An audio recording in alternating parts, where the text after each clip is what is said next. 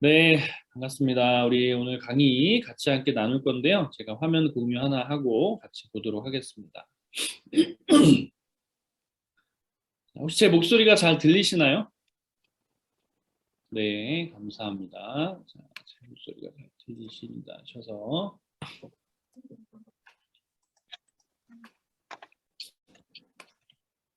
네, 자, 우리 오늘 저희가 이제 여러분하고 같이 함께 나눌 강의 제목은 제가 이제 분별하는 능력이라는 제목을 한번 잡아봤어요. 네, 분별하는 능력. 그러니까 무엇을 분별할 것인가, 이제 우리가 같이 한번 좀 살펴볼 필요가 있겠죠. 네, 분별하는 능력. 거창하게 분별하는 능력이라는 단어를 썼지만, 그런 것 같아요. 우리가 아무리 공부하고 또 배운다 하여도 결국 성령께서 저와 여러분에게 지혜를 주지 않으시면 모든 것이 다 도루묵 되는 것 같습니다. 그래서 끝까지 저와 여러분이 함께 성령님을 끝까지 의지하고 또 지혜를 구하면서 탐구하는 또 그런 우리가 되기를 바랍니다. 그런 마음으로 같이 함께 오늘 분별하는 능력이라는 제목으로 오늘 같이 함께 시작하도록 하겠습니다. 제가 이제 분별하는 능력이라고 잡았는데 여러분 분별이라는 것 이제 뭔지 아시죠? 분별하다라고 했을 때 자, 분별하다라고 했을 때 이 이유가 뭘까요? 왜 분별을 해야 될까요? 그것은 이제 오늘 우리가 저와 여러분이 이제 배워야 될 가장 큰 주제일 겁니다. 네. 기독교 세계관을 공부함에 있어서 분별하는 능력을 키우는 건 여러분 사실은 굉장히 중요하고 핵심적인 내용이죠. 그래서 오늘 우리가 뭘로 또 어떻게 또 무엇을 분별해야 되는지를 같이 함께 배울 수 있는 그런 시간이 되었으면 좋겠고요. 제가 분별하다라는 것은 곧 결국 이제 구분하다라는 것을 의미하죠. 같은 맥락이죠. 분별하다 또 구분하다. 자, 그러면 구분한다라는 것은 분명 어떤 기준이 있다라는 거죠. 어떤 기준 하에 구분을 할 수 있을 것이고 어떤 기준 하에 분별을 할 수 있을 것이다라는 거죠. 여기까지 여러분들이 동의가 되실 거고 이해가 되실 겁니다. 자, 그래서 그 기준이 바로 저와 여러분이 지금 배우고 있는 이 세계관과의 어떤 연결고리가 되는 거죠. 그래서 우리가 기준을 바로 세우는 것, 그것이 또 필요할 것이고, 기준을 바로 세워야만 옳게 분별하고 옳게 구분할 수 있다라는 사실입니다. 여기까지는 사실 굉장히 쉽고 우리가 쉽게 알 수 있는 내용들이죠. 이미 다 그렇게 다 알고 계시고 또 이미 다 우리가 삶 가운데서 체득해서 알고 있는 내용들이죠. 자, 그러면 우리가 조금 더 그 의미적으로 들어가서 구분한다는 것은 결국 이제 다른 무언가가 있기 때문이다라는 거거든요. 그러니까 한 가지가 아니라 여러 가지가 있다라는 걸 의미합니다. 그죠? 그러니까 여러 가지 속에서 무언가를 구분해 내는 것이죠.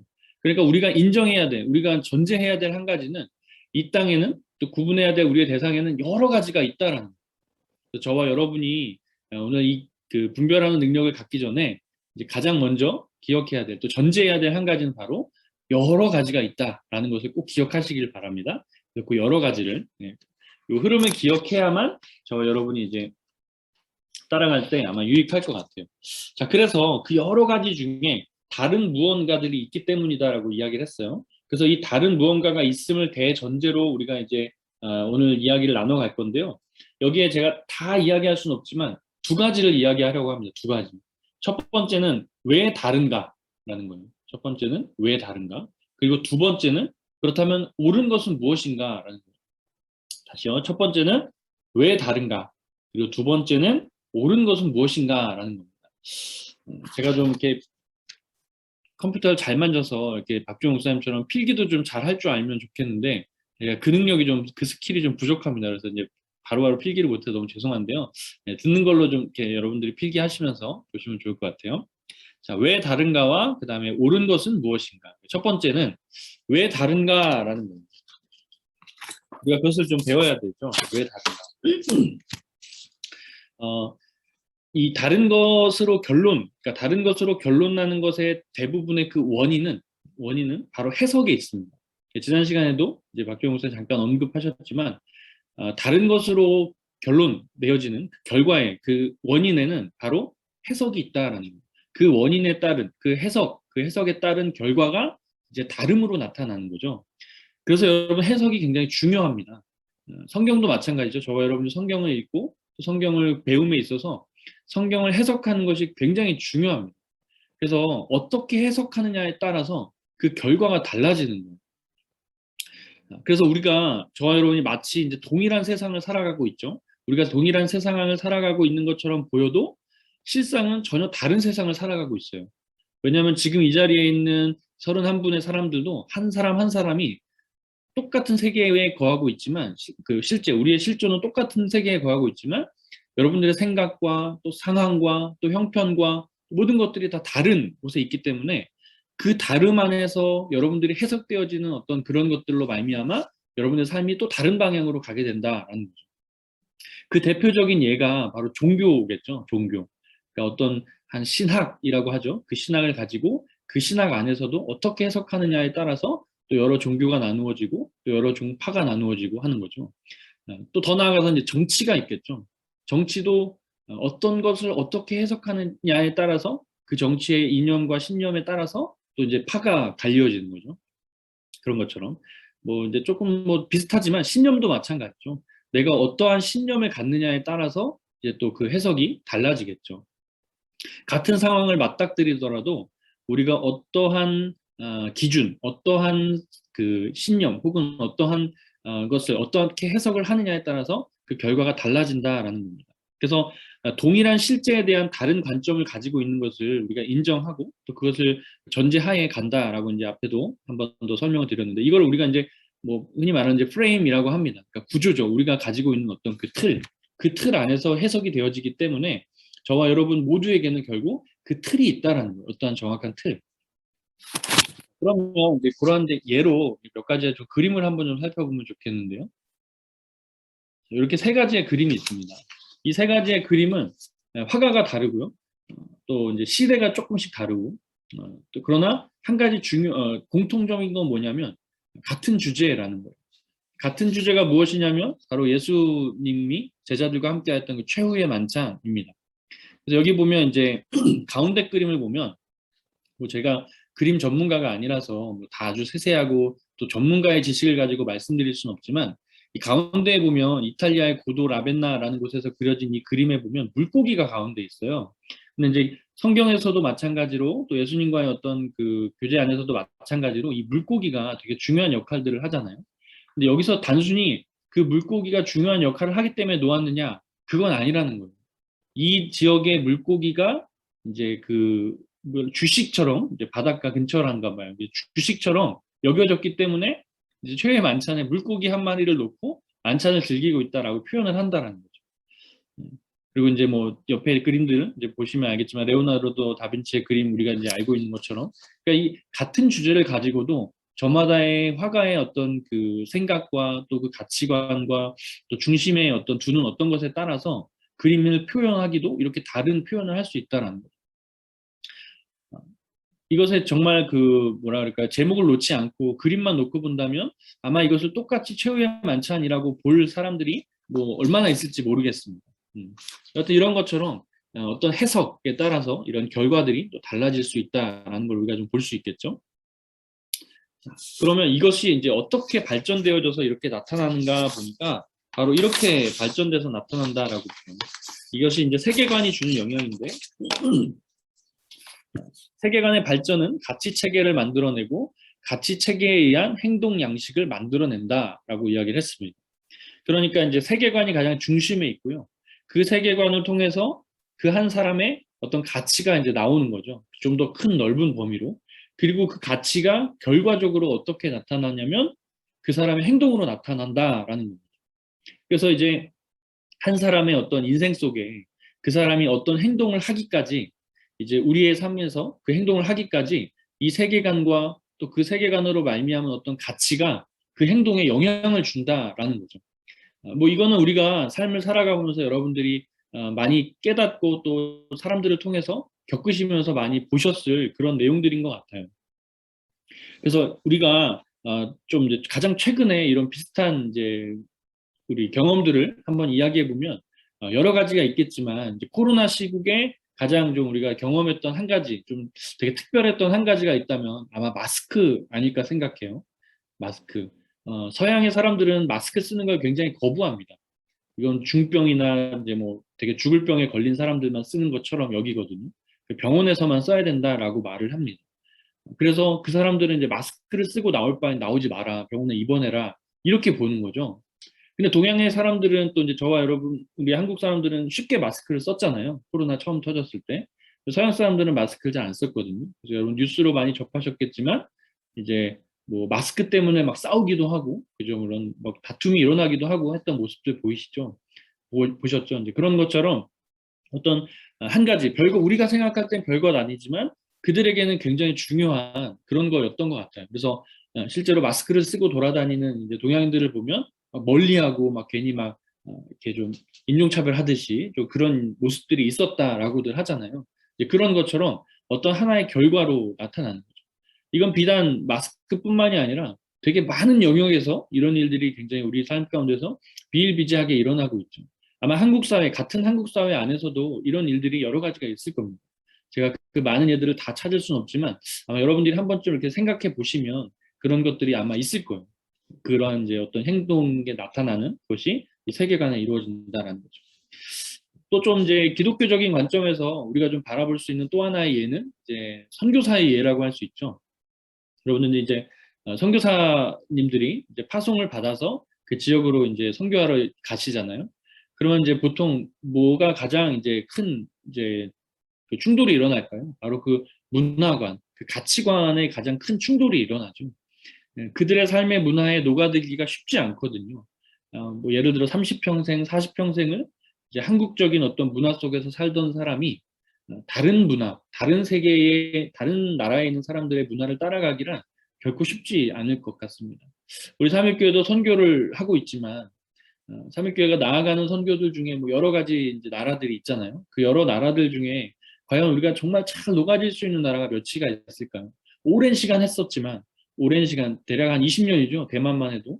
20여 년의 시간 동안 선교를 해왔지만, 결국에는 온전하게 그들과 어울릴 수 없는 부분들이 또 있거든요. 이제 맞지 않는 부분들이 있고, 그것이 아주 뭐 부정적이고, 뭐 미워할 만큼의 것은 아닐지라도.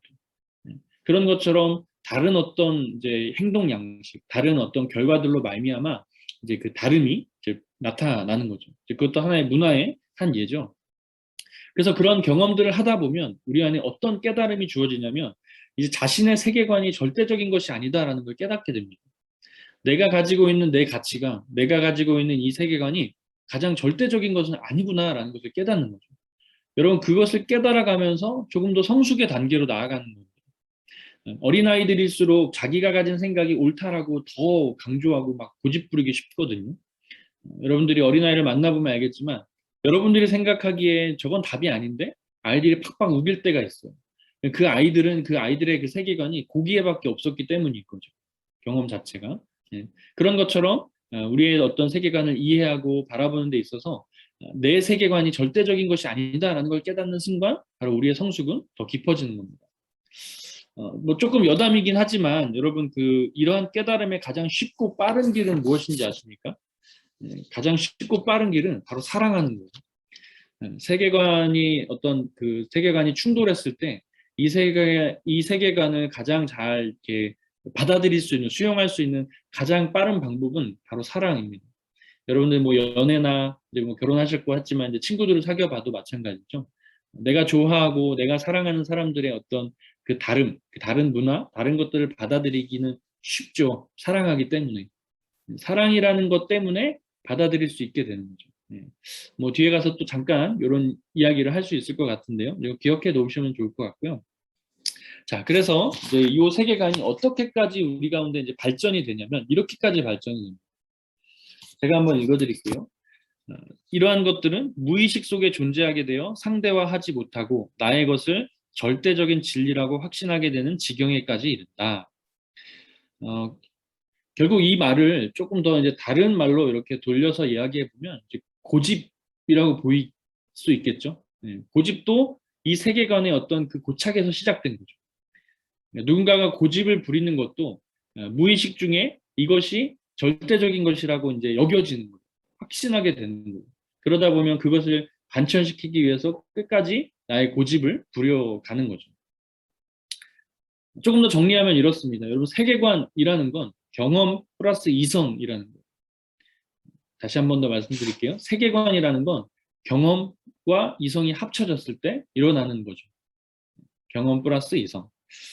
그러니까 이러한 것들로 경험과 이성으로 말미암아 뭐가 확립이 되는 거냐면 자기 사고와 자기의 틀이 형성되는 겁니다. 그죠? 네. 성경에서 이것을 가장 잘 표현하고 있는 곳이 있는데요. 그것이 바로 사사기죠. 사사기 21장 25절인데요. 제가 이제 말씀을 이렇게 올리진 않았지만 그래도 여러분 근처에 성경이 있으시면 한번 찾아보시고 핸드폰으로라도 괜찮으니까 한번 이렇게 열어보시면 좋을 것 같아요. 사사기 21장 25절. 읽기는 제가 읽어드리겠습니다. 너무 잘 알고 너무 유명한 말씀이죠. 요즘 우리가 사사기 큐티를 하고 있는데 아침 묵상에 그죠? 제가 읽겠습니다. 그때에 이스라엘의 왕이 없으므로 사람이 각기 자기의 소견에 옳은 대로 행하였더라. 잘 알고 계시죠? 예. 여기에 보면 우리가 생각할 수 있는 이 세계관은 바로 자기의 소견이라고 보는 거죠. 자기의 소견. 자기의 소견에 오른 대로. 그러니까 이 자기의 소견이라는 건 결국 경험과 이성을 중심으로 형성된 그 세계관을 말하는 거예요. 경험과 이성을 중심으로 형성된 그 세계관. 자, 그러면 왜 이러한 지경에까지 이르게 되었을까를 알아야죠. 그래야 이제 우리가 나중에 이것을 이제 기억하고 분별해낼 수 있겠죠. 자, 그럼 왜 이러한 지경에 이르게 되었을까? 그것은 답은 간단합니다. 옳은 것을 옳게 분별하지 못하였기 때문이죠. 네. 옳은 것을 옳게 분별하지 못하였기 때문입니다. 자, 그래서 이제 우리가 좀 더 보면 이렇게 되다 보면 어떻게 되냐면 혼합주의에 빠지게 되는 거예요. 혼합주의. 우리 뭐 아마 지난 시간에 우리 또 박경 목사님이 세계관의 어떤 그 역사적 흐름에 대해서 이야기해 주셨지만 그 흐름에도 안에 들어가죠. 혼합주의. 그러니까 혼합주의라는 건 뭐예요? 모든 것이 이제 다 섞여 있는 거예요. 그러니까 지금 말씀을 읽었던 사사기사의 말씀처럼 자기의 소견대로라는 것은 각자 모든 사람들의 저마다의 어떤 소견대로 막 옳은 대로 자기들이 일을 행하는 거예요. 그런 것들로 말미암아 이제 일어나는 결과가 뭐가 되는 거예요? 혼합주의의 어떤 그런 모습들이 결과들이 나타나는 거죠. 이런 혼합주의에 빠지게 되는 겁니다. 뭐 이거는 뭐 다 말할 수는 없지만 이거는 또 우리가 흔히 또 들었던 또 여러 가지 예화들 중에 한 가지가 있다면 그건 아마 이제 이런 거겠죠. 뭐 기독교인들에겐 좀 쉽게 접근할 수 있는 건 이런 거죠. 예수를 믿지만 교회를 다니지만 이제 어떤 중요한 일을 앞두고 이제 뭐 점집을 찾아간다던가 무당을 찾아간다던가 하는 거예요. 가서도 당당하게 뭐 나는 예수를 믿는다라고 말하죠. 뭐또 그거 아니어도 뭐 이제 뭐 여러 가지 점들이 있죠. 특별히 우리 뭐 주변에서도 많이 흔히 막 재미삼아 보는 점들이 있죠. 뭐 우리가 흔히 말하는 타로점이라든가 뭐 이제 뭐 저는 뭐 그런 봐보진 않았지만 이제 그런 거. 그다음에 뭐 예전에는 요즘은 잘 모르겠어요. 예전에는 그 신문에 보면 오늘의 운세 해가지고 뭐 몇 년도에 태어난 누구 뭐 아니면 원숭이띠 뭐 이렇게 해서 이렇게 그런 게 나온 게 있어요. 그럼 이제 그 문구 보면서 오늘 하루의 나의 운세를 이제 그것처럼 여기는 거죠. 네. 뭐 믿는 분들도 많이 이제 그런다 하더라고요. 제가 그 지냈던 모교에서도 저희 그 이제 집사님 한 분이 저랑 이제 같이 일하러 갔는데 집사님이셨거든요. 집사님이 이제 아르바이트로 저를 일을 시켜주셔서 갔는데 아침에 뭐 이렇게 열심히 신문에서 오려와서 보고 계셔요. 근데 이렇게 가까이서 보니까 그거예요. 오늘 운세. 그래서 이제 그 운세 보면서 아 오늘 하루 뭐 일이 뭐 어떨 것 같아 뭐 이러면서 저한테 너무 이렇게 너무 당연하듯이 말씀을 하시더라고요. 그래서 참 신기한 또 그런 모습들인데 여하튼 그런 것처럼 그런 거죠. 뭐 그거 아니고도 많이 있죠. 뭐 이거는 그냥 단순한 예이고요. 더 고차원적으로는 더 많은 이제 일들이 우리 삶 가운데서 일어나고 있죠. 단순히 종교적인 문제만이 아니라 우리 어떤 문화 속에서도 이제 그런 일들이 일어납니다. 우리가 뒤에 가서 좀 잠깐 살펴보겠지만 어쩌면 이제 물질에 대한 부분도 결국은 마찬가지죠. 우리가 아니라고 말하지만 결국은 물질과 우리 하나님을 함께 이렇게 겸하여 섬기는 모습도 결국은 혼합주의의 한 모습 또 한 결과라고 볼 수 있다라는 겁니다. 그래서 결국은 이제 그 끝은 하나님이 아닌 다른 우상 이런 바알과 같은 다른 우상 이런 이 혼합주의는 결국은 그렇다라는 이제 이해가 되시나요, 여러분? 그러니까 그래서 여러분 재미삼아 점을 본다라는 건 있을 수 없다라는 재미삼아 점을 본다라는 건 있을 수가 없어요. 왜요? 저와 여러분은 연약한 존재이기 때문에 재미삼아 점을 봤다라고 쳐봅시다. 재미삼아 점을 봤는데 점괘가 뭐 오늘 하루 좋게 나오면 아유 뭐 좋네라고 생각하면 살 수 있어요. 그죠? 근데 만약에 그 점괘가 좋지 않게 나와요. 내 뜻하고 다르게 나와요. 그러면 여러분 뭐 되게 손쉽게 뭐 아유 그거는 하나님 뜻이 아니야라고 생각하면서 다시 하나님 뜻으로 돌아가는 분들도 있을 것이고 또 어떤 분들은 믿음이 연약해서 마치 그것을 이제 어떤 귀신이 내게 준 것처럼 여기고 하루 종일 그걸 묵상하면서 사는 분들도 있겠죠. 뭐 그런 것처럼 결코 점은 재미로 볼 수 있는 문제는 아닙니다. 왜냐하면 나의 하루의 인생이 달려있고 나의 운명이 달려있는 거기 때문에 여러분 운명을 그렇게 재미로 점칠 수는 없는 거죠. 예.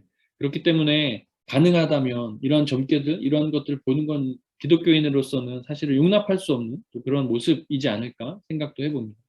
여러분 잘 분별하셔야 돼요. 예, 그런 부분에 있어서는. 자, 결국은 우상이라는 건 이 가치와 어떤 신념도 우상이 될 수 있기 때문이라는 거예요. 뭐 예를 제가 이제 이런 쪽으로만 계속 들고 있긴 하지만 여러분들이 여러분들의 하루를 살아가면서도 일어나는 여러 가지 일들 속에 만약에 이렇게 어떤 다른 것들 하나님이 아닌 다른 것들로 말미암아 여러분이 우선시 여기는 것들이 있다면 한번 여러분 그것이 무엇일지 스스로 한번 좀 돌아보셔야 합니다. 그것이 어떠한 것인지. 자, 그래서 우리는 옳은 것을 분별할 줄 알아야 한다라는 거예요. 옳은 것을. 예. 옳은 것을 옳게 잘 분별할 줄 알아야 한다라는 거예요. 그렇기 때문에 이제 왜 우리가 옳은 것을 분별해야 되는가 지금 계속 여러분에게 이야기를 하고 있습니다. 자, 그러면 좀 넘어가서 이제 또 이렇게 뒤에를 보면 두 번째로 우리가 이제 보는 거죠. 무엇이 옳은가? 무엇이 옳은가? 여러분 무엇이 가장 옳은 것이라고 여러분 생각하시나요? 네, 무엇이 옳은가? 제가 첫 번째로 가장 옳다, 우리가 옳아야 된다라고 생각하는 첫 번째로 우리의 기준에 있어서 가장 옳은 것은 성경적 세계관이다라고 이야기를 했습니다. 뭐 제가 결론부터 그냥 말씀드리는 결론부터 우리의 기준에 있어서 가장 옳은 것은 그러면 성경적 세계관을 갖는 것이죠. 자, 그러면 이제 성경적 세계관은 이제 우리가 뭐 이미 다 배우고 알고 계신 것처럼 창조 타락 구속이라는 거예요. 이 창조 타락 구속은 결코 빼놓고 이야기할 수가 없습니다. 네. 자, 그리고 이어서 이제 영적 전쟁으로서의 세계관이라고 이야기를 했고, 또 마지막으로 진리를 위한 분별을 가져야 된다. 그래서 여러분, 요 순서대로 이제 마지막 두 번째 이야기를 좀 해보려고 합니다. 고린도후서 10장 4절에서 5절 말씀을 한번 좀 찾아볼까요? 고린도후서 10장 4절 5절. 찾아보지 않으셔도 되겠네요. 제가 이번에 가져왔으니까. 자, 여기 보면 이렇게 말씀하고 있죠. 우리의 싸우는 무기는 육신에 속한 것이 아니요 오직 어떤 견고한 진도 무너뜨리는 하나님의 능력이라. 이 모든 이론을 무너뜨리며. 자, 제가 아까 분별하는 능력이라고 했습니다. 이 하나님의 능력이 바로 분별하는 능력이겠죠. 네. 제가 결론부터 말씀드리자면 그렇습니다. 하나님의 능력이 바로 저와 여러분이 분별할 수 있는 그 능력이라는 거예요. 자, 5절 말씀. 하나님 아는 것을 대적하여 높아진 것을 다 무너뜨리고 모든 생각을 사로잡아 그리스도에게 복종하게 하니라고 말씀하고 있습니다. 그러니까 하나님이 아닌 다른 것들로 말미암아 높아진 것을 저와 여러분이 다 무너뜨려야 된다라는 거예요. 그러니까 일단 옳은 것을 분별함으로써 저와 여러분에게 있어서 높아져 있는 모든 것들을 무너뜨리셔야 합니다. 그것이 이제 세계관을 배우고 난 이후에 우리 삶의 어떤 결과로 보여져야 되고 나타나야 하는 거죠. 그리스도인의 모습이 되겠죠. 자, 계속해서 이제 아까 이제 얘기했던 이 성경적 세계관, 즉 창조, 타락, 구속 우리가 잘 알고 있던 것처럼 성경적 세계관을 설명함에 있어서 결코 빼놓을 수가 없습니다. 이걸 빼고 설명할 수가 없어요. 왜 그러냐면 성경이 이야기하고 있는 바가 바로 이것이기 때문이라는 거죠. 그래서 우리 한 가지씩 좀 천천히 좀 살펴보겠습니다. 조금 아마 복습하는 것 같은 기분도 드실 것 같아요. 근데 우리가 결국에 마지막을 이야기하기 위해서 또 앞에 부분도 한번 다시 짚어봐야 되는 부분이 있기 때문입니다. 창조, 타락, 구속. 예. 창조는 시작입니다. 뭐 너무 잘 알고 있죠. 시작. 또 굉장히 중요하죠. 만드신 분의 의도가 있다라고 이제 적어놨는데 창조의 중요한 이유라면 아마도 이 만드신 분의 어떤 의도가 무엇인가라는 거기 때문이죠. 자, 타락의 이유, 창조 타락에서 타락의 이유를 이야기했는데 하나님과 동등되기 위함이라고 썼어요.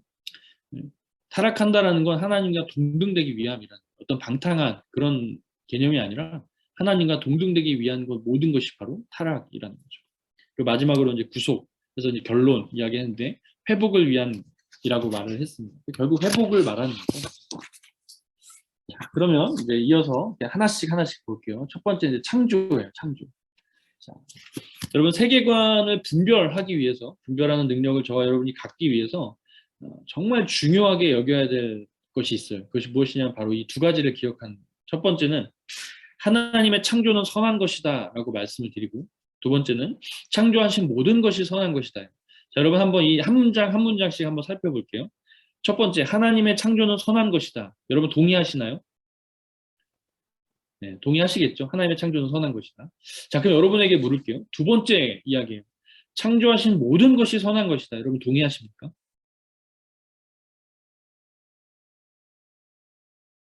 네. 속으로 대답하셔도 되고, 뭐 어차피 이제 음소거 돼 있어서 이제 아마 붙어서 대답하셔도 될 것 같은데, 네, 여러분 이것이 믿어져야 합니다. 창조하신 모든 것이 선한 것이다라는 것이 결국에는 믿어져야만 해요. 이제 그게 어떤 개념인지를 우리가 한번 보려고 합니다. 여러분 이것은 생각보다 굉장히 중요한 관점이에요. 왜냐하면 세계관의 결국에는 이것이 믿어져야 하기 때문이에요. 이유는 간단합니다. 선하신 분이 창조하신 것이기 때문에 선할 수밖에 없어요. 우리는 이건 뭐 잘 알고 있죠. 그래서 하나님의 창조는 선한 것이다라고 이야기를 해요. 자, 근데 왜 두 번째 이야기가 저와 여러분에게 약간 바로 아멘이라는 대답보다 고개를 한 번씩 갸우뚱하게 될까요? 왜 그러한가 생각해 보면 지금 저와 여러분이 거하고 있는 지금 있는 이 자리에 있는 것이 과연 하나님의 창조에 있어서 선한 것일까라는 생각이 들기 때문이라. 차라리 맨 처음에 창조하셨던 것이 선한 것이다라는 건 쉽게 인정이 되지만 지금 저와 여러분이 있는 이곳, 그리고 지금 저와 여러분이 겪고 있는 모든 것들이 과연 선하냐라고 했을 때 과연 이것이 선할까라는 생각이 들 수 있다라는 거죠. 이해가 되세요? 다시 설명하면 이런 거죠. 하나님이 창조하신 모든 것이 선하다라는 이 말에 지금 우리가 살고 있는, 우리가 만나고 있는 이제 악한 일들이 일어나는 여러 가지 많은 것들이 있잖아요. 과연 그런 것들도 선한 것일까라는 거죠. 좀 더 이제 생각해 보면 인간으로 한번 들어와서 이야기해 볼게요. 여러분 인간은 하나님의 형상으로 지음 받았습니다. 그렇죠? 이거는 뭐 우리가 다 알고 있는 사실이고, 그죠? 분명한 믿음의 이제 고백인데요. 근데 타락 이후에 하나님의 형상이 변했을까요? 그건 아니죠. 하나님이 창조하신 그 인간, 그 형상의 모습 그대로 가지고 있으나 그 본성과 그 본질, 그 내면 그것이 타락한 것이죠. 그랬을 때 그 형상이 변한 것은 아니죠. 그죠? 네. 그래서 야고보서에서도 우리 이거는 한번 좀 같이 찾아봤으면 좋겠는데요. 야고보서 3장 9절 말씀을 같이 한번 좀 찾아봤으면 좋겠습니다.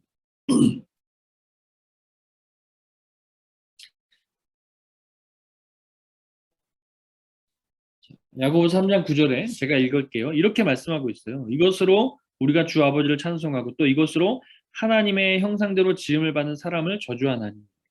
자, 이게 이제 무슨 말이냐면 좀 더 쉬운 성경으로 이렇게 얘기하고 있습니다. 우리는 이 혀로 주님이신 아버지를 찬양하기도 하고 또 이 혀로 하나님의 형상대로 지음을 받은 사람들을 저주하기도 합니다. 라고 말하고 있다. 그러니까 하나님의 창조의 그 혀로 하나님을 찬양하기도 하고 하나님을 저주하기도 한다라고 성경이 이야기하고 있다는. 그러니까 하나님의 창조의 그 선한 그것은 변하지 않았다는 거죠. 그러니까 다시 말하면 우리가 의심쩍어 하는 죄의 모습도 결국은 하나님이 선함으로 창조되었다라는 개념이라는 겁니다. 그죠? 네. 한 장만 더 찾아볼게요. 제가 찾겠습니다. 창세기 9장 6절인데요. 구약의 말씀이죠. 다른 사람의 피를 흘리면 그 사람의 피도 흘릴 것이니 이는 하나님이 자기 형상대로 사람을 지으셨음이니라. 좀 더 쉬운 성경으로 사람은 하나님의 형상대로 지음을 받았으니 누구든지 사람을 죽인 자는 죽임을 당할 것이다. 그러니까 창세기에서 이야기하고 있는 것처럼 하나님의 형상대로 지음을 받았어요. 그죠? 그 선한 지음을 받은 이가 사람을 죽이게 되면 그 사람도 죽게 될 것이다라고 말하고 있다라는. 그러니까 결국 무슨 이야기를 하고자 하는 거냐면 그 외형, 그 외적인 어떤 그 모습들 그것이 중요한 것이 아니라 그 내면, 그 속에 그러니까 하나님의 형상대로 지음받았던 그 사람의 내면 그 속에 죄가 들어오고 안 들어오고 또 죄악으로 말미암아 타락하고 말고 했던 그 처음 선한 그것이 그 본질이 더 중요하다라는 그러니까 그것으로 돌아가야 된다라는 것을 이야기하면서 결국에는 하나님이 창조하신 모든 것이 선하다라는 것을 이제 인정할 수밖에 없는 거죠. 좀 말이 어렵지만 여러분들이 잘 이해해 주셨으리라고 믿고요. 그런 의미에서 여러분 타락이라는 것은 또 이제 어떤 배경으로 우리 안에 이제 들어와야 되는지를 봐야 합니다. 그러니까 하나님이 처음 창조하신 모든 것은 선하다라는 것에 대해서 여러분들이 일단 큰 대전제를 가지고 또 이제 타락이라는 곳으로 이제 넘어가 보죠. 두 번째 이제 타락인데요. 로마서 1장 23절에 보면 썩어지지 아니하는 하나님의 영광을 썩어질 사람과 새와 짐승과 기어다니는 동물 모양의 우상으로 바꾸었느니라라고 말씀하고 있습니다. 자, 요걸 알면 조금 더 이제 앞에 두 번째 말씀드렸던 잘 이해하지 못했던 혹은 갸우뚱했던 그것이 좀 더 이제 눈에 들어올 것 같아요. 여기 보니까 타락을 어떻게 정의하고 있냐면 하나님의 영광을 저버리는 것이라고 이제 정의하고 있습니다. 하나님의 영광을 저버리는 것. 그러니까 술 먹고 담배 피고 방탕한 세월을 보내는 것만이 타락이 아니라 성경이 말하는 정의는 하나님의 영광을 저버린다라는 거예요. 그럼 하나님의 영광을 저버린다는 건 뭐냐면 처음 창조 때 선하였던 그것, 하나님의 그 창조, 하나님의 그 처음 것을 버렸다라는 거예요. 이것이 우리의 형상의 변화였다라는 걸 의미하지 않습니다. 우리의 모습, 우리의 외형이 변화였다라는 걸 의미하지 않아요. 하나님의 창조 때 선하였던 그 하나님의 영광을 버렸다라는 것이에요. 그러면 이 타락은 왜 일어났을까라는 거죠. 이 타락은 왜 일어났을까? 이 타락은 어떻게 보면 이제 영적인 어떤 그 전쟁의 실패로 일어난 거죠. 그러니까 외적인 모습이 아니라는 거예요. 우리의 외적인 모습이 아닙니다. 내적인 우리의 내면의 어떤 영적인 전쟁의 실패로 말미암아 저와 여러분의 타락이 일어났다라는. 그리고 이러한 전쟁의 실패의 원인은 싸워야 될 대상을 분명하게 알지 못했기 때문이라는. 싸워야 될 대상을 분명하게 알지 못했기 때문이다라는 겁니다. 자, 그러면 이제 타락의 이유에 대해서 이제 뭐 이야기하기를 하나님과 동등되기 위함이라고 이제 이야기했죠. 뭐 이건 우리가 너무 잘 알죠. 창세기 말씀처럼 처음 인간이 타락했을 때 그 아담과 하와의 타락에 그것이 뭐예요? 하나님과 같이 될 것이다. 그죠? 뭐 이건 우리가 잘 알고 있잖아요. 하나님과 같이 될 것이다. 하나님과 동등하게 될 것이다. 이것이 타락의 이유라는 거예요. 그리고 이것을 부추기는 것이 바로 사탄의 역할이죠. 사단의 역할이 바로 이것이에요. 이것을 부추기는 거예요. 어떤 모양으로든 어떻게든 인간이 하나님과 동등되게 하기 위한 어떤 것을 부추기는 거예요. 그것은 그 아담과 하와 때나 지금이나 마찬가지로 계속해서. 그리고 사단이 그것을 괴롭히기 가장 좋은 것, 저와 여러분, 오늘을 사는 저와 여러분에게서 가장 좋은 것은 바로 그것이 문화이고 또 우리의 어떤 가치관이고 우리의 어떤 세계관이다라는 거죠. 그래서 여러분, 우리의 외적인 변화, 어떤 외적인 것으로의 변화가 아니라 내적인 어떤 영적 싸움이 더 중요한 것입니다. 이해가 되시죠? 아담과 하와가 처음 그 범죄하였을 때 그 외형이 변하지 않았거든요. 그 외형이 변한 것이 아니라 그 내면의 변화가 일어나는 거죠. 그러니까 저와 여러분이 무릇 지켜야 되는 것이 있다면 바로 그 내면이라는 거예요. 그런데 이 사단에 대해서 저와 여러분이 싸울 수 있을까요? 싸워서 이길 수 있을까요? 그죠?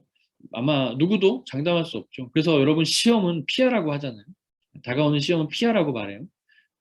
그런 이유가 뭘까요? 싸워서 이길 수 있다라고 장담하는 것 자체가 어쩌면 교만일 것이고 또 우리가 우리의 힘을 스스로 자만하는 것일 수 있기 때문이죠. 사탄은 계속해서 이런 식으로 저와 여러분의 어떤 그 안경, 이제 처음에 그 신공 교수님 말씀하셨던 그 안경을 집요하게 파고드는 겁니다. 집요하게 괴롭히는 거예요. 그 안경을 다른 안경으로 쓰게끔 집요하게 파고드는 거예요. 계속해서. 그러므로 저와 여러분이 싸워야 될 대상이 있다면 바로 그 사탄, 그들이 이야기하고 하려고 하는 그것이라는 거예요. 자, 그리고 그것은 결국 세상의 일과 연결이 됩니다. 그죠? 사단이 그것을 세상의 일과 이렇게 따로 구분지어서 하지 않고 세상을 통해서 저와 여러분을 계속해서 이제 이제 시비 걸고 또 이제 싸움을 계속 부추기고 그래서 하나님과 세상에서 마치 동등될 것처럼 이제 여겨지게끔 우리를 그렇게 만들어 간다라는 거죠. 다시 한 번 더 말씀드리면 그래서 외적 형태가 중요한 것이 아니라 우리의 내면이 더 중요하다라는 것을 다시 한 번 말씀드립니다. 그래서 에베소서 6장에도 보면 모든 것을 또 이것은 이제 우리 일상으로 좀 들여다보면 그렇죠. 우리의 일상도 마찬가지라는 거예요. 우리의 일상이 구별되지 않습니다. 저 여러분이 삶을 살아가고 있는 그 일상과 교회가 결코 분리되지 않았어요. 우리는 착각하거든요. 쉽게 착각하기 쉬워요. 세상과 교회를 분리해서 생각하기 쉽습니다. 그러나 그렇지 않아요.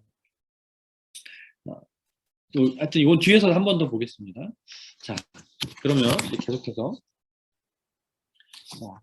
그럼 이제 이 타락, 사단이 우리에게 있어서 이제 요구하는, 또 우리에게 있어서 자꾸 이제 우리를 자꾸 이제 안경을 바꿔 끼게끔 하려고 하는 그 사단의 어떤 계획에 저와 여러분이 이제 어떻게 해야 되는가라는 거죠. 여기서부터가 이제 오늘의 본론이 되겠네요. 그죠? 이제 오늘 핵심이 될 것이고.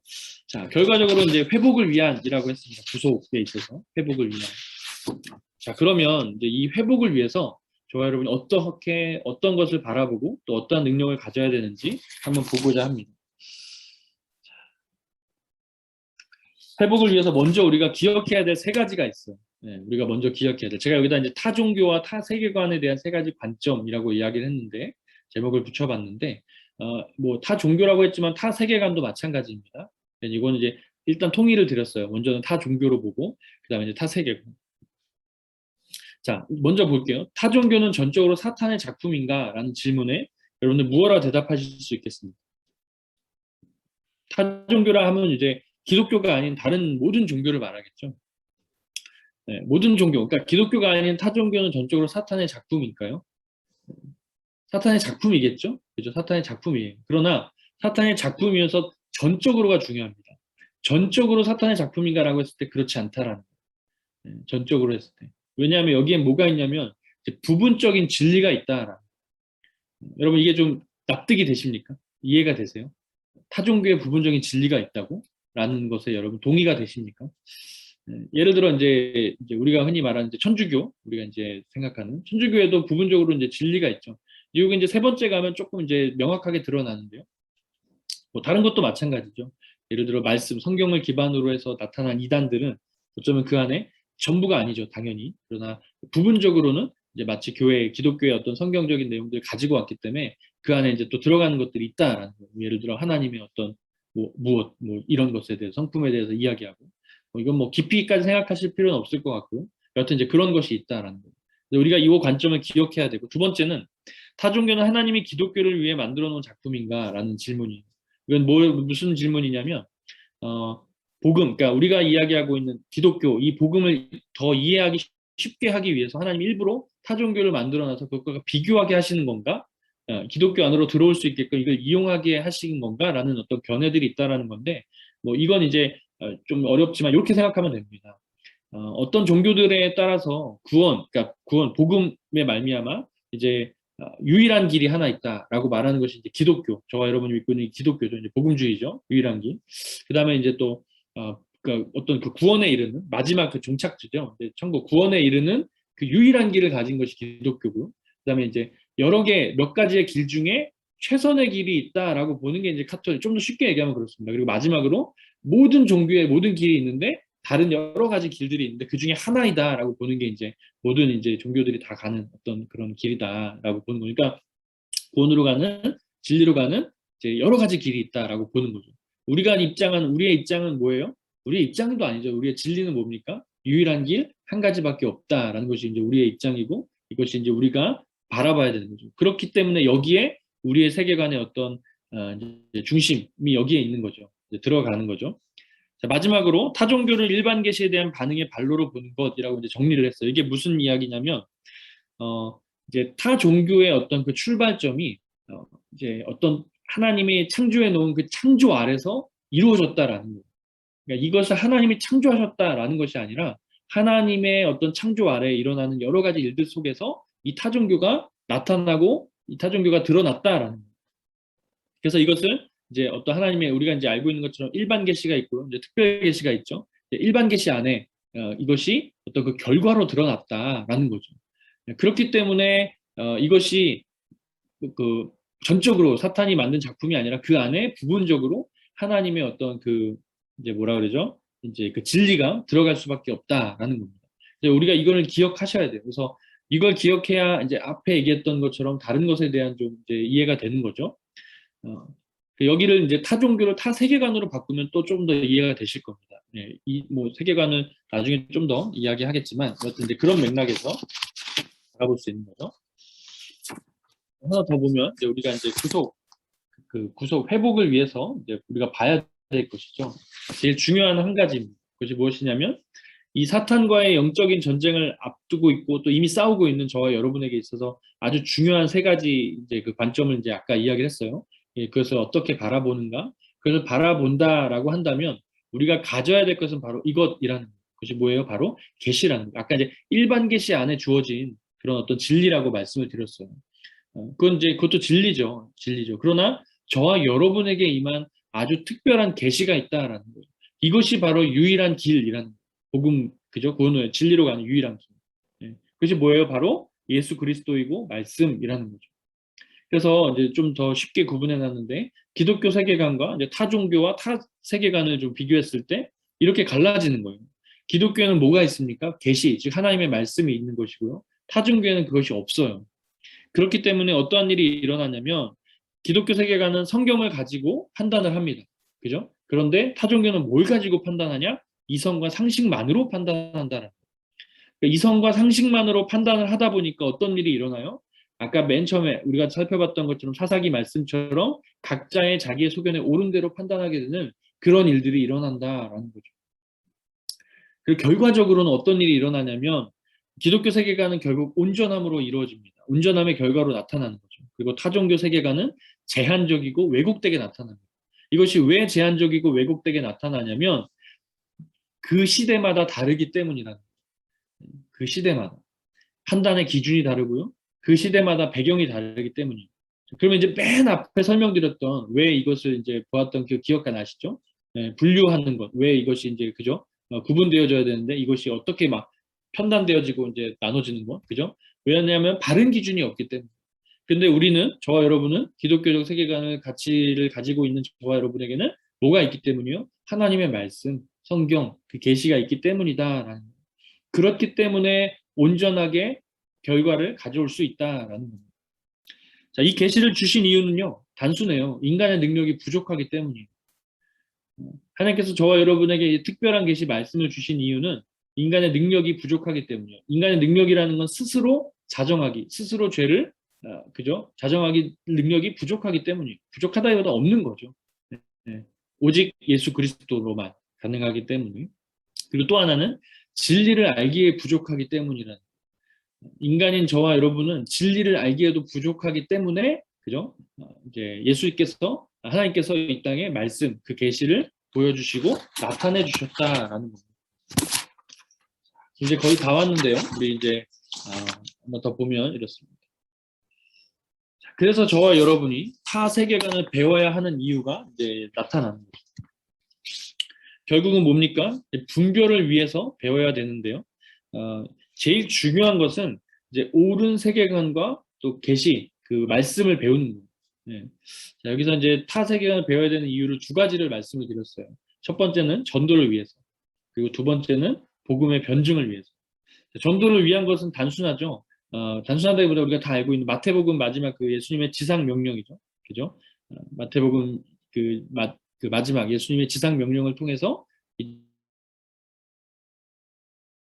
그것이 우리가 해야 될 일인 것이고 또 더 나아가서는 복음 변증을 위해서라고 이야기를 했는데 바울과 같이 복음을 변증하기 위해서라고 이야기를 했습니다. 변증은 뭐 어떤 학자들 혹은 변증가들만 하는 것이 아니죠. 저와 여러분이 이 땅을 살아가면서도 반드시 변증을 하셔야 합니다. 그것은 뭐예요? 그것은 그리스도인의 숙명과도 같은 거죠. 사명과도 같은 것이에요. 변증하셔야 됩니다. 뭘로 우리가 변증을 하느냐? 우리는 학자들처럼 공부를 한 것도 아니고 또 학자들처럼 여러 가지 많은 것들을 막 공부하면서 배워간 것도 아니고 근데 무엇으로 변증하느냐라고 했을 때 바로 우리의 삶으로 변증하는 거죠. 그럼 그것이 이제 세계관의 결국 최종 목적입니다. 최종 종착지 같은 역할을 하는 거죠. 그래서 마지막으로 결론적으로 보면 이렇습니다. 분별하는 능력을 위해 배워야 될 두 가지가 있다면 바로 성경 그리고 세상이라고 구분을 해봤어요. 그리고 뭐 밑에는 아까 이제 앞에 보인 거랑 똑같죠. 이유는 간단합니다. 예수님의 마지막 명령은 곧 예수님의 말씀이기 때문에 그 말씀 안에 모든 것이 담아 있고 이제 앞에서 살펴본 것처럼 성경 하나님의 말씀 우리에게 주신 그 특별 계시를 저희 여러분이 잘 배워야겠죠. 자, 이제 중요한 건 이제 세상인데요. 세상을 배우는 것. 왜 세상을 배워야 되느냐라고 했을 때 이 세상을 배우는 것이 바울과 같이 복음을 변증하기 위해서라고 말씀을 드리고 있어요. 그러면 이제 우리가 바울처럼 어떤 신학적인 어떤 조직 신학적인 어떤 걸 가지고 있는 것도 아니고 또 신학을 공부한 것도 아닌데 무엇으로 우리가 변증을 할 것인가라고 한다면 바로 삶으로 우리가 변증을 해야 된다라는 거죠. 그래서 기독교 세계관은 결국은 삶으로 나타나야 합니다. 이것이 삶으로 나타나지 않으면 아무 의미가 없어요. 맨 처음에 말씀드린 것처럼 결국 도루묵 되는 거죠. 삶으로 나타나지 않는. 그럼 여러분 삶으로 어떻게 나타내야 될 것인가?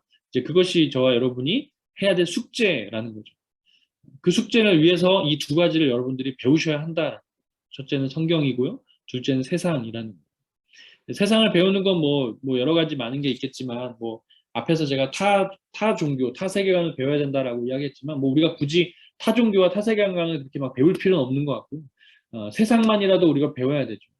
세상을 배우기 위해서는 여러분들이 결국 그 몸담고 있는 그 세상 속에 여러분들이 들어가셔야 하는 거예요. 들어가셔요. 그래야 배울 수 있거든요. 그러니까 세상과 떨어질 수 없다라는 거예요. 그러면 이제 우리가 세상 속에서 이제 어떻게 그것을 드러내고 나타낼 수 있을까라는 것은 이제 여러분들 숙제라고 말씀을 드렸어요. 그 숙제의 팁은 한 가지가 있다면 바로 이런 거죠. 결국은 사람입니다. 결국은 그죠? 사람이에요. 결국은 영혼들이고 아까 이제 이 앞장에 제가 말씀드리기를 우리가 이제 배워야 되는 이유에 대해서 첫 번째 전도를 위해서라고 이야기를 했어요. 그 전도를 위한다는 건 결국 복음을 전하기 위함이라는 거예요. 적어도 우리가 복음을 전하지 못한다라고 한다면 적어도 우리가 복음을 변증할 수는 있어야죠. 그러니까 이 말은 다시 말하면 나의 삶으로 그리스도인의 삶이 어떤 것이다라는 것을 아주 다는 보여주지 못할지라도 일부분이라도 보여줄 수 있어야 한다라는 거죠.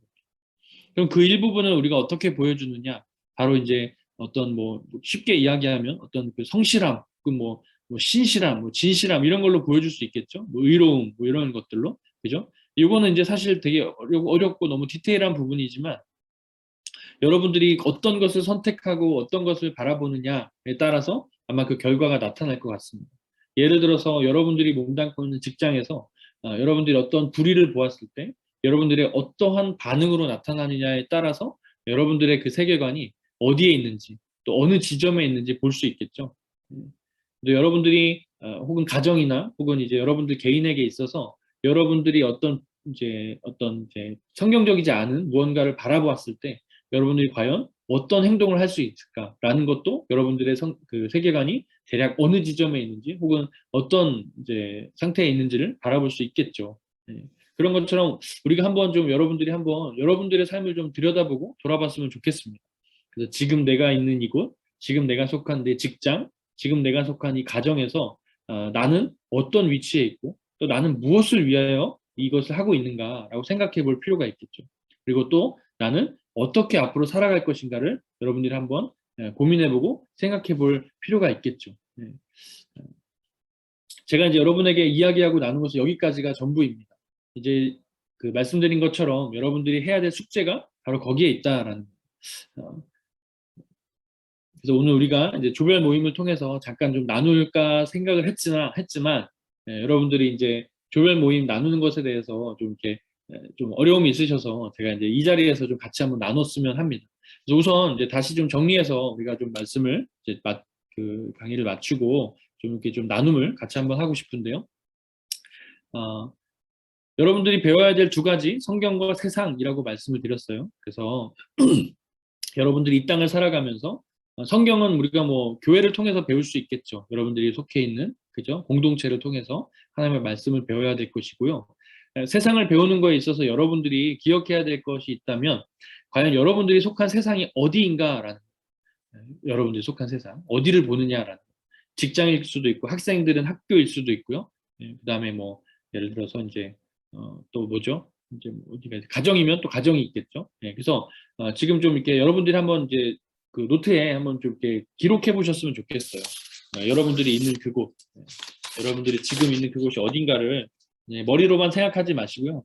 뭐 이렇게 뭐 이렇게 여러분들에게 말씀을 강요하거나 그러지 않을 테니까 여러분들이 지금 있는 곳, 직장 혹은 뭐 가정, 그죠? 혹은 뭐 또 뭐가 있을까요? 뭐 교회 혹은 어떤 공동체가 있겠죠?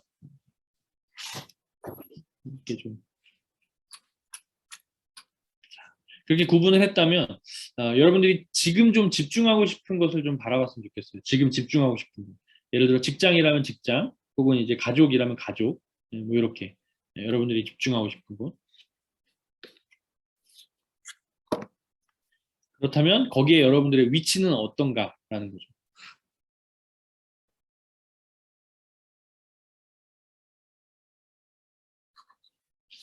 여러분의 위치는 어디에 있는가 보시고, 그 다음에 마지막으로 여러분들이 아까 이제 제가 잠깐 언급했던 것처럼 어떤 이제 뭐 좀 내가 그리스도인으로서 이제 온전하지 않다라고 여겨지는 어떤 뭐 사건들이 있었을 때 여러분들의 반응은 어떠했는가를 한번 생각해 보시는 거예요. 뭐 예를 들어서 제가 사실은 직장 생활을 안 해봤기 때문에 저게 어떤 예를 들을 수는 없지만 뭐 직장까지는 아니지만 잠깐 일했을 당시에 조금 이제 좀 부조리한 어떤 일들을 봤거든요. 이제 그랬을 때, 저 같은 경우는 이제 좀 이제 조심스럽게 이야기하고 그것이 개선이 안 됐을 때 그냥 그만두고 나왔던 것 같아요. 이제 저는 직장이 아니었기 때문에 언제든지 그만둘 수 있는 입장이었으니까 이제 그런 이제 기준을 그렇게 가시면 안 되고 어쨌든 여러분들에게 지금 여러분들이 있는 그곳에서의 어떤 그 이제 상황이 여러분들 어떠하셨는가 한번 보는 거죠.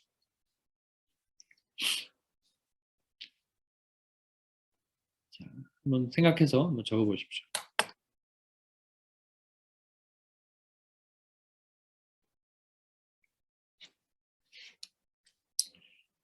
자, 다 적으셨으면 이제 여러분들이 이제 그걸 가지고 한번 생각을 해보는 거예요. 내가 과연 이제 하나님이라면, 예수님이라면 어떠하셨을까라고 생각해 보시면서 아, 내가 이거를 어떻게 하면 좋을까라는 어떤 방법을 한번 생각해 보시는 거죠.